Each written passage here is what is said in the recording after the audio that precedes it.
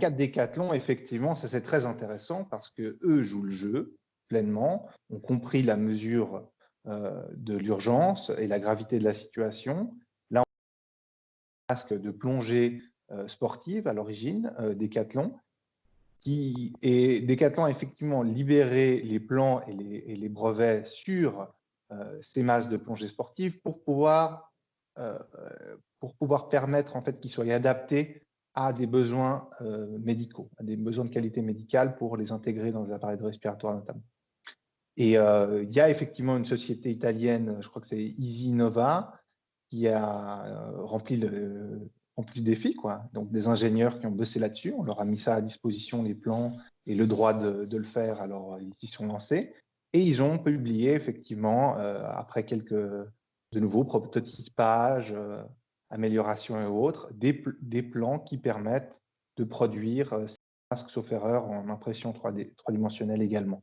Avec une licence, pour le coup, c'est intéressant, même si elle est un peu cachée au fin fond d'une page, mais on voit qu'ils ont utilisé le Creative Commons pour donner le signal que ça s'inscrivait dans une logique d'open source, et ils ont fait une déclaration publique, en tout cas sur leur site, comme quoi il n'y aurait effectivement pas de royalties à payer pour utiliser ces plans techniques et produire ces masques.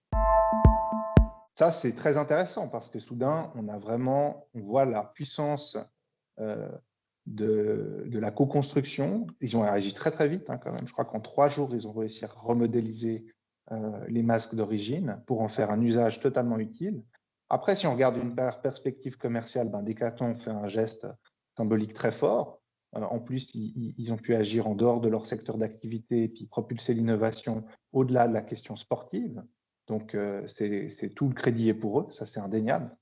C'est une démarche qui est extrêmement bien perçue, à mon avis, au niveau de leur réputation, qui est totalement utile dans le cadre de la crise pour assumer leur corporate responsibility, leur responsabilité en tant que société. Donc ça, c'est tout à fait admirable. Et puis on espère qu'on verra plus d'initiatives de ce genre-là aussi, d'un passage d'un domaine à l'autre, de permettre aux gens de s'approprier des technologies, de les adapter à des besoins spécifiques, d'intérêt public en particulier.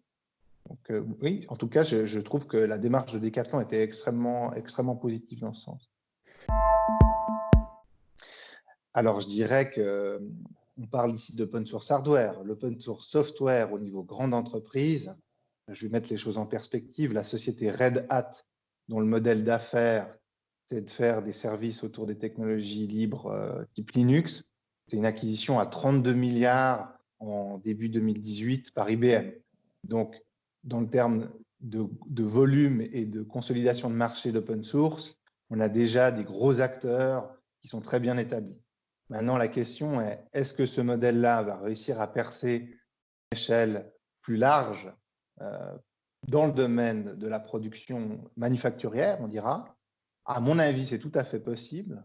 Maintenant, il y a une complexité juridique un tout petit peu plus élevée pour ces technologies-là. C'est une des raisons pourquoi le Fonds national suisse finance une recherche dont je suis un des porteurs et je serai vraiment le chargé de mission sur la question du cadre juridique de l'open source hardware pour permettre d'en assurer une sécurité juridique qui permette notamment une popularisation de ces modèles de co-développement et d'appropriation de technologie, de co-appropriation de technologie, et favoriser des investissements aussi dans le secteur, parce que sans sécurité juridique, il est difficile effectivement pour des gros acteurs de s'investir dans ces modèles de développement.